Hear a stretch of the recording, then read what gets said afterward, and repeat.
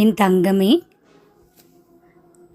துயரங்களின் நோக்கம் உங்கள் வாழ்வில் நீங்கள் அனுபவித்த அவமானங்கள், துரோகங்கள் மற்றும் தோல்விகள் உங்களை அழிப்பதற்காக அல்ல. அவை உங்களை ஒரு சாதாரண மனிதரிடமிருந்து மாபெரும் சாம்ராஜ்யத்தை ஆளும் அளவிற்கு பக்குவப்படுத்துவதற்கான பயிற்சிகள். அம்மியில் அரைபடும் போதுதான் மருதாணி இலைகள் அழகான சிவந்த நிறத்தை அடைந்து அம்பிகையின் கைகளை அலங்கரிக்கும் பாக்கியத்தை பெறுகிறது. ரோஜா மலர்கள் கொதிநீரில் வேகும்போதுதான் அது தெய்வீக நறுமணம் கொண்ட பன்னீராக உருமாறுகிறது.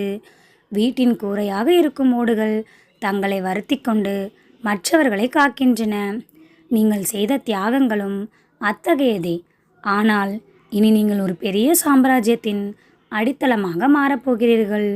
முத்துக்களை இணைத்து தாங்கி பிடிக்கும் மெல்லிய நூலைப் போல நீங்கள் குடும்பத்தினர் மற்றும் நண்பர்களின் வெற்றிக்காக தங்களை மறைத்து கொண்டு உழைத்தீர்கள். உங்கள் உழைப்பிற்கான அங்கீகாரம் உங்களுக்கு கிடைக்கப் போகும் காலம் வந்துவிட்டது. வறுமை மற்றும் கடன் சுமையால் நீங்கள் பட்ட துன்பங்கள் பனிமலையில் குங்குமப்பூவை சேகரிப்பதற்கும் கடினமான பாறையில் ஆப்பு வைத்து அதை தூளாக மாற்றுவதற்கும் ஒப்பானவை. உங்கள் சோதனை காலம் முடிந்துவிட்டது. இனி உங்கள் வாழ்வில் செல்வ செழிப்பு ஏற்படும்.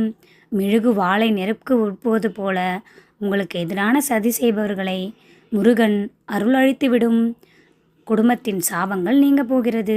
தலைமுறை தலைமுறையாக தொடரும் கர்ம வினைகள் மற்றும் சாபங்கள் மூலிகை சாற்றால் ஓவியத்தை சுற்றம் செய்வது போல அல்லது விஷமுறிவு கல்லால் விஷத்தை நீக்குவது போல முருகனால் நீக்கப்பட்டு விட்டன.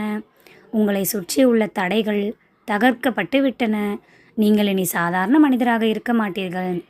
முருகனின் அருளோடு ஒரு சரித்திர நாயகனாக உங்கள் திறமை உலகெங்கும் பரவி பிறருக்கு வழிகாட்டும் மொழியாக மாற்றமடையப் போகிறது.